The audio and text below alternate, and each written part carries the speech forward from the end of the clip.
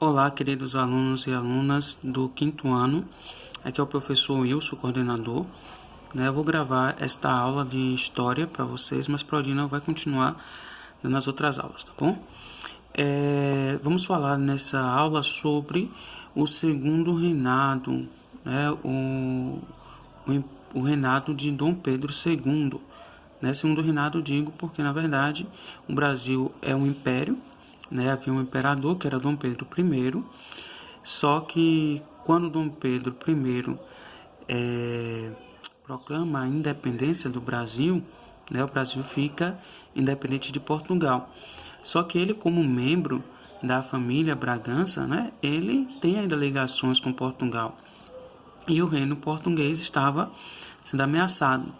Então, Dom Pedro I sai do Brasil, volta para Portugal para reassumir o trono português no lugar do seu pai, e fica Dom Pedro II no Brasil.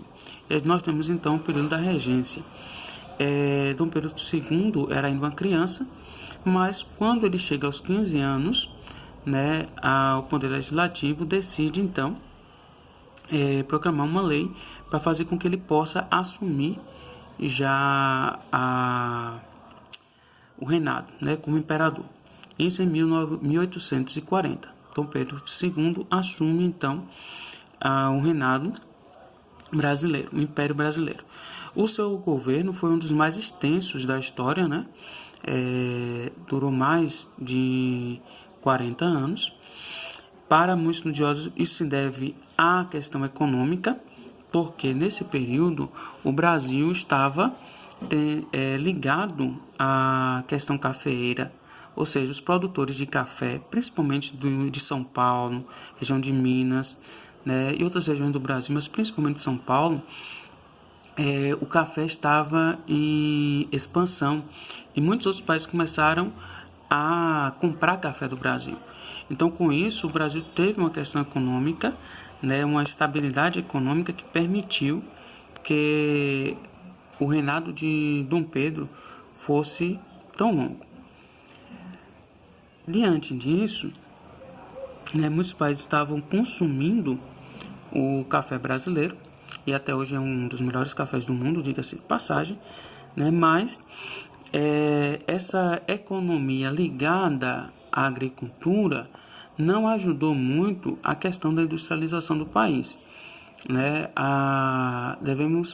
Então, o texto nos mostra que devemos assinalar como na época a industrialização do Brasil era muito irregular, ou seja, como a maioria daqueles que estavam ligados ao imperador, a questões políticas, eram agricultores, eram os grandes donos das fazendas de café, não se deu muito incentivo para a indústria. Então, a indústria brasileira ainda estava muito devagar nesse sentido e não tinha um apoio tão grande do governo. Em 1850, nós temos a aprovação da Lei Eusébio de Queiroz. Essa lei, ela impedia agora que houvesse o tráfico negreiro para o Brasil. A gente sabe que a maioria das fazendas de café, como tantas outras fazendas no Brasil, e toda a economia brasileira estava ligada à questão escravista, ou seja, a trazer os escravos para o Brasil, e os negros para o Brasil, melhor dizendo, e aqui eles se tornavam escravos, essas pessoas eram escravizadas e eram obrigadas a trabalharem nas fazendas, especialmente as fazendas de café. E com a Lei Eusébio de Queiroz, se proíbe, então, que o Brasil agora traga novos negros para serem escravos. Só vão permanecer os escravos que já estão no Brasil. Nesse modo, vemos que a lei incentivou a chegada de imigrantes europeus. Nessa época que começa a vir os italianos, outros europeus para o Brasil, os alemães depois. A gente vê que o sul do país é muito cheio de descendentes de italianos, de descendentes de alemães e de outros países, por causa dessa situação, nesse momento do país onde, como não tínhamos mais tanta mão de obra escrava, não podia mais trazer escravos, começou a se trazer então estrangeiros, mas esses estrangeiros brancos não eram escravizados, eles entravam como funcionários normais, recebiam seus salários, etc, né? Não assim uma vida tão boa, mas melhor do que a dos escravos, né? Depois, durante o segundo reinado, nós temos um movimento contra a escravidão, né, que proporcionou várias leis, né? Nós temos a lei do ventre livre, que foi uma lei no qual todos aqueles que nasciam das escravas já não eram mais escravos. Nós tivemos a lei do sexagenário, que foi uma lei onde todos aqueles que já tinham mais de 60 anos, escravos que tinham mais de 60 anos, não permaneciam mais escravos. Então nós tivemos a Lei Eusébio de Queiroz, que falamos há pouco, né? Nós tivemos várias leis que foram fazendo com que a escravidão fosse deixada de lado no país. E por fim nós tivemos em 1888, né, a assinatura da Lei Áurea.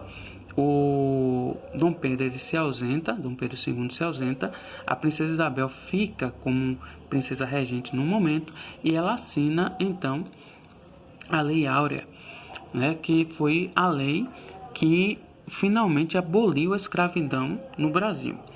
E com isso todos aqueles negros, eles deixam de ser escravos, porém eles não tiveram meios, né, o governo não dá a eles meios para que eles construam uma nova vida. Eles simplesmente foram expulsos das fazendas e não eram mais, né, aceitados ali, porque alguns lugares ainda se aceitou escravos como empregados, mas raríssimos lugares, né, principalmente porque já estava trazendo a mão de obra europeia. Então simplesmente o escravo foi expulso dali, jogado ao relento, né? E hoje nós temos as favelas, os lugares mais pobres, né? A gente percebe que tem muitos negros, muitos descendentes de negros, exatamente por causa disso, porque eles foram excluídos da sociedade, foram jogados na periferia, né? Periferia significa aquilo que está distante, né? Distante do centro. Então, os escravos foram jogados ao relento, né? Às periferias. Em 1864, o Brasil se envolve, então, num conflito chamado a Guerra do Paraguai.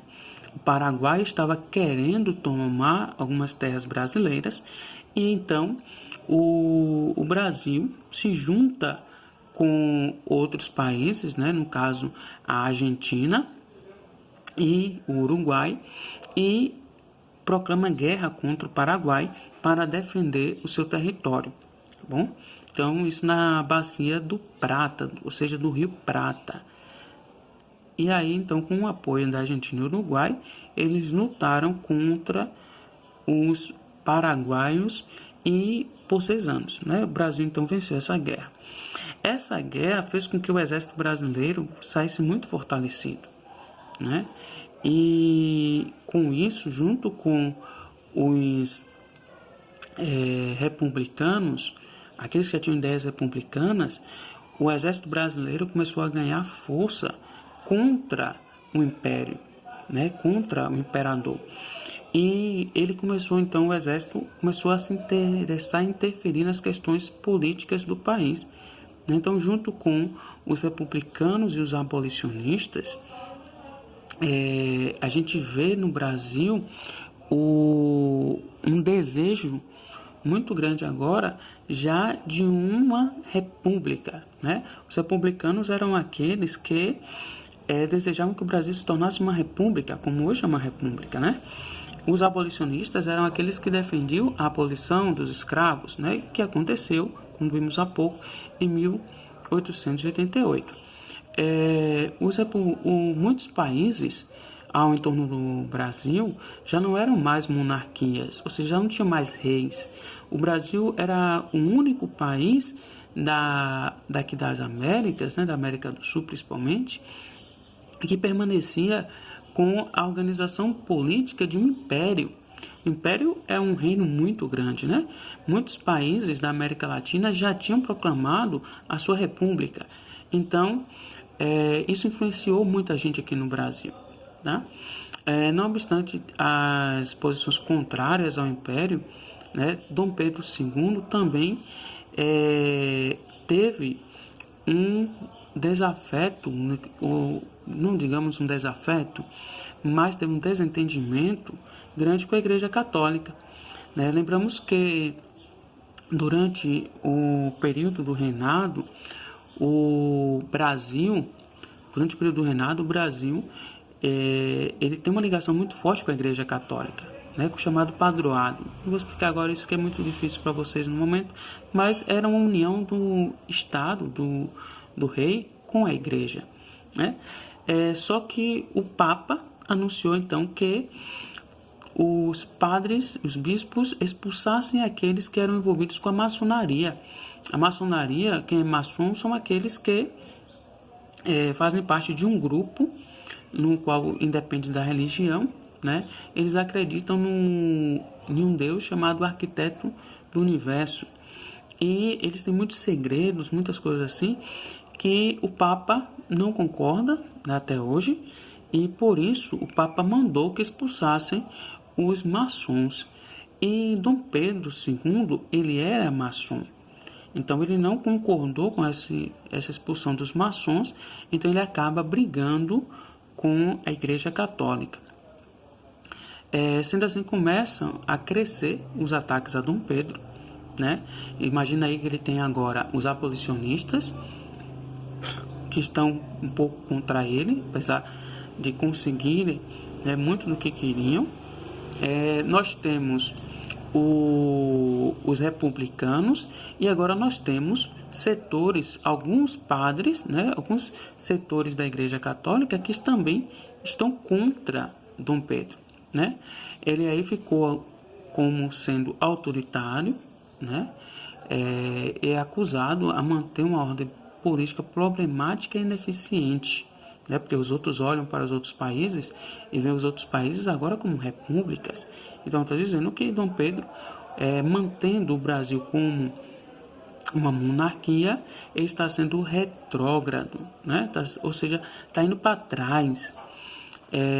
Não bastando isso, né, quando a abolição aconteceu em 1888, nem os grandes proprietários de terra escravistas continuaram a apoiar Dom Pedro, porque nesse momento esses donos de terra perdem o seu principal, a sua principal mão de obra barata, né, que eram os escravos. Com a abolição dos escravos, eles agora teriam que gastar pagando salário aos europeus, né? Então, Dom Pedro não tem mais o apoio dos republicanos, de alguns abolicionistas, de alguns setores da Igreja Católica e nem mais de muitos donos de terra, né, proprietários de terra. Então, e nem de muitos, né, dos militares que eram republicanos, né? E então foi assim que em 1889, né, um ano depois da proclamação da Lei Áurea, um grupo de militares republicanos organizou um golpe que encerrou o governo imperial brasileiro no dia 15 de novembro, quando nós nós comemoramos, melhor dizendo, a proclamação da República, né, que foi feita exatamente por militares, né? Eu acho que deu para vocês acompanharem, né, o texto junto comigo, né? Eu vou voltar o texto agora para que vocês possam vê-lo completamente, tá bom? Eu fui explicando aqui conforme eu ia passando o texto, mas eu vou passar o texto agora e aí vocês vão conseguir acompanhar um pouquinho, tá bom? Vou passar ele devagarzinho para que vocês possam acompanhá-lo, ler em casa, tá bom? Vocês vão dando uma pausazinha para que vocês possam lê-lo em casa. Acho que com a explicação também, né? Vamos ver a explicação. Agora, eu quero que com bastante atenção, né, vocês façam as seguintes questões, tá bom? Primeiro, o que determinava a Lei Eusébio de Queiroz? Como essa lei influenciou na chegada dos imigrantes europeus, né? O segundo, qual a importância do café durante o segundo reinado? Explique por que durante esse período, né, a industrialização do país foi muito irregular. No quarto, porque, embora libertos após a abolição decretada pela Lei Áurea, os escravos continuavam com problemas. No quinto, explique o que foi a Guerra do Paraguai e quais os motivos que levaram a essa guerra.